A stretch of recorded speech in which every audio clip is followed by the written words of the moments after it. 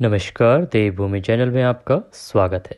आज की इस वीडियो में हम बात करेंगे फाल्गुन मास के कृष्ण पक्ष की एकादशी की, जिसे विजया एकादशी के नाम से जाना जाता है।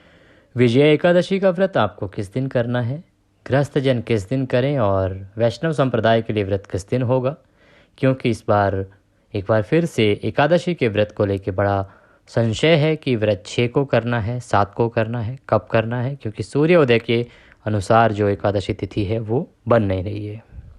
तो बताएंगे आपको कि एकादशी का व्रत कब करें, किस प्रकार से करें, क्या सावधानी आपको बरतनी चाहिए, पूजा की विधि क्या होनी चाहिए जिससे कि एकादशी का पूर्ण फल मिले। सभी नियम आपको साथ में बताए जाएंगे और साथ ही बताया जाएगा कि पारण का समय क्या है।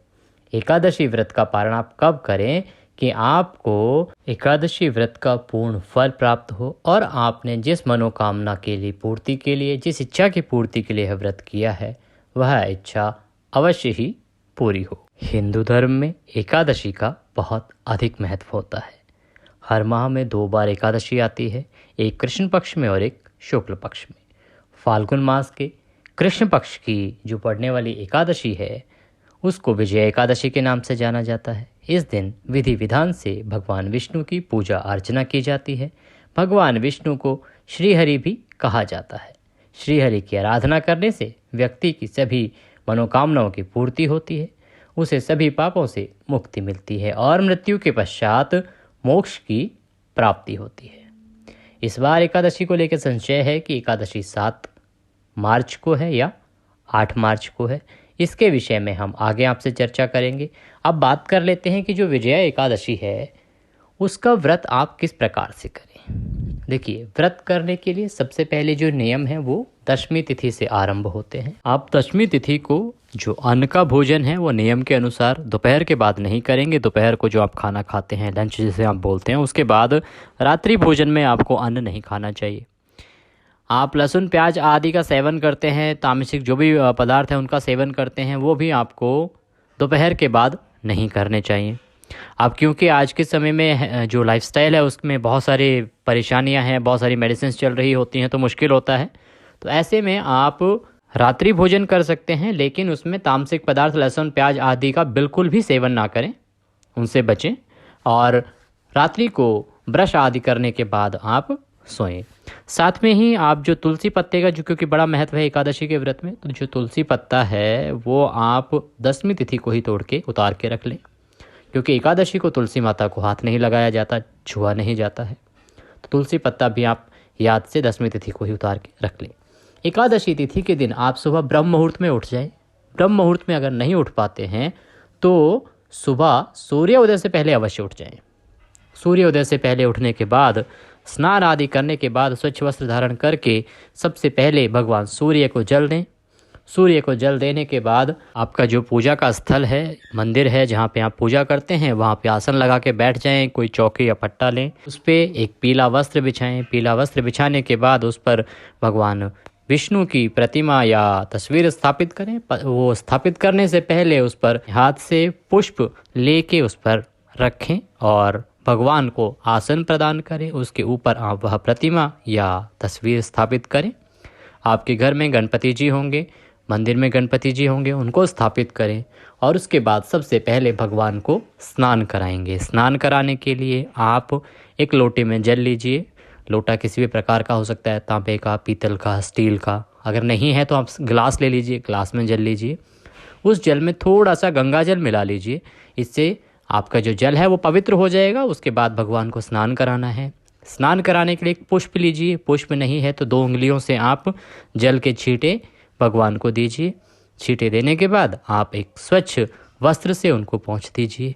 इसे सांकेतिक स्नान कहते हैं। इस प्रकार से सांकेतिक स्नान कराइए। अगर आपके पास ऐसी कोई प्रतिमा है जिसको आप स्नान करा सकते हैं तो आप एक पात्र में पंचामृत बनाइए और उससे भगवान विष्णु को स्नान कराइए पंचामृत से। और उसके बाद शुद्ध जल से उनको स्नान करा के स्थापित कीजिए।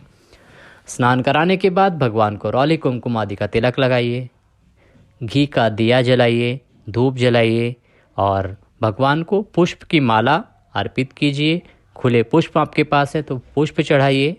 फिर वस्त्र के रूप में मौली का एक टुकड़ा तोड़िए और वो भगवान को अर्पित कीजिए। भगवान को प्रणाम कीजिए और संकल्प के लिए अपने सीधे हाथ में जल लीजिए, उसमें पुष्प रखिए और 1 रुपये का सिक्का कम से कम रखिए। अब आप व्रत का संकल्प करेंगे। संकल्प बहुत ही सूक्ष्म आपको बता देते हैं, जो साधारण मनुष्य बड़े आराम से कर सकते हैं। संकल्प में एक मुख्य बातें हैं जिनका हमें ध्यान रखना है। आप बोलेंगे ओम विष्णु विष्णु विष्णु, अपना नाम लीजिए। अमुक गोत्र समुत्पन्नाय, आपका गोत्र जिसमें आप, जो आपका सरनेम है, गोत्र है, गोत्र बोलिए। अपना स्थान बताइए जहाँ पे आप, जो आपका मकान नंबर है, आपके क्षेत्र का नाम। हे प्रभु, आज हम विजया एकादशी के व्रत का संकल्प करते हैं। आपसे प्रार्थना करते हैं कि इस व्रत को स्वीकार करें और हम सफलतापूर्वक इसको कर पाएँ, इतनी हमें सामर्थ्य प्रदान करें। जिस भी किसी उद्देश्य की पूर्ति के लिए आपने यह व्रत किया है या व्रत कर रहे हैं, उस उद्देश्य को, उस इच्छा को वहाँ पे दोहराएं भगवान के सामने कि प्रभु आप हमारी इस इच्छा को पूर्ण करें, हम यह व्रत इसके निमित्त कर रहे हैं। इस प्रकार से संकल्प भगवान के चरणों में छोड़ दीजिए, भगवान से प्रणाम कीजिए। उसके बाद ओम नमः भगवते वासुदेवाय, ओम नमः भगवते वासुदेवाय, इसकी 1 माला का जाप अगर समय आपके पास है तो आपको अवश्य करना चाहिए। और विजया एकादशी की कथा आपको अवश्य ही सुननी चाहिए। विजया एकादशी की कथा आपके पास अगर नहीं है तो हमारे चैनल पर प्रत्येक एकादशी की कथा सुनाई जाती है। आप हमारे चैनल पर भी विजया एकादशी की कथा सुन सकते हैं। वीडियो आपके लिए अपलोड किया जाएगा। कथा सुनने के बाद आप भगवान की आरती कीजिए। आरती करके भगवान को फल का भोग लगाइए। भोग लगा के बंधु बांधवों में वह प्रसाद वितरित कीजिए। प्रसाद वितरण के बाद अपने दैनिक कार्यों में लग जाइए। इस दिन नियम है कि आपको शुद्ध सात्विकता का नियम जो है उसका पालन करना चाहिए। द्वेष आदि जितनी भी बुराइयां हैं वो उससे बचना चाहिए। झूठ, पाप, धर्म का आदि से बचना चाहिए। इस प्रकार का कोई कार्य नहीं करना चाहिए जिससे कि किसी भी जीव की हानि हो। इन सब से बचते हुए अपना दैनिक जो कार्य हैं उनको कीजिए। रात्रि को हो सके तो भगवान विष्णु का कीर्तन कीजिए और उसके बाद अगले दिन ब्रह्म मुहूर्त में उठ जाइए। ब्रह्म मुहूर्त में नहीं तो सूर्योदय से पहले उठ जाइए और फिर आप करेंगे पारण। पारण की विधि और पारण की बात करें उससे पहले यह बताना आवश्यक है कि एकादशी का व्रत आपको करना कब है, एकादशी कब है। देखिए, विजया एकादशी जो है फाल्गुन मास की कृष्ण पक्ष की एकादशी होती है, जिसकी शुरुआत हो रही है 6 मार्च को सुबह 6:30 से और इसका समापन होगा 7 मार्च को सुबह 4:13 पर। इस प्रकार से विजया एकादशी जो है किसी भी दिन सूर्योदय में नहीं है, इसलिए इसका जो व्रत है आप 6 मार्च को भी रख सकते हैं और 7 को उत्तम है, क्योंकि एकादशी का जो व्रत है वो द्वादशी युक्ता होने पे उत्तम माना गया है। इसीलिए आप 7 को व्रत रखते हैं तो वह उत्तम होगा। आप 7 मार्च को इसका व्रत रखिए और अगर किसी वजह से आप 6 मार्च को रख पा रहे हैं, 7 को नहीं रख पा रहे हैं, तो उसमें भी कोई ऐसा दोष नहीं है। अब बात आती है कि इसका पारण कब होगा, कैसे होगा।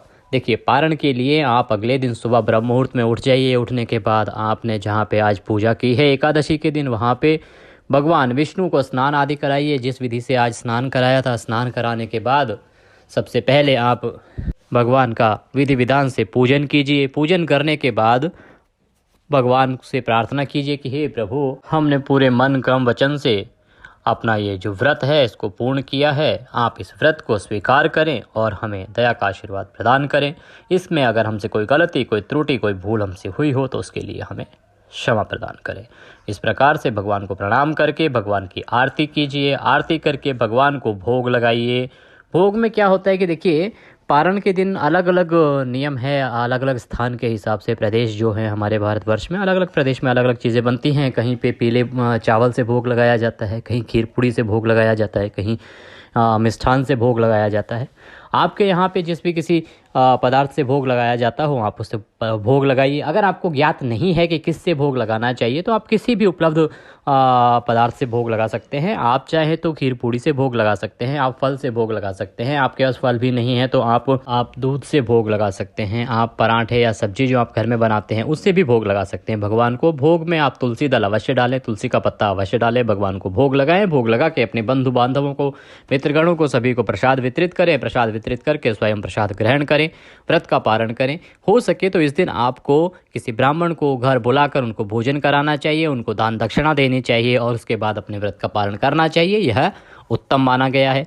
अब बात आती है कि आप पारण करेंगे कब, पारण का समय क्या रहेगा। पारण का जो सबसे उत्तम समय है, शुभ मुहूर्त की अगर हम बात करें तो वो आपका 7 मार्च को दोपहर को 1:43 से और शाम को 4:04 के बीच में आप अपने व्रत का पारण कीजिए। यह पारण के लिए शुभ समय है।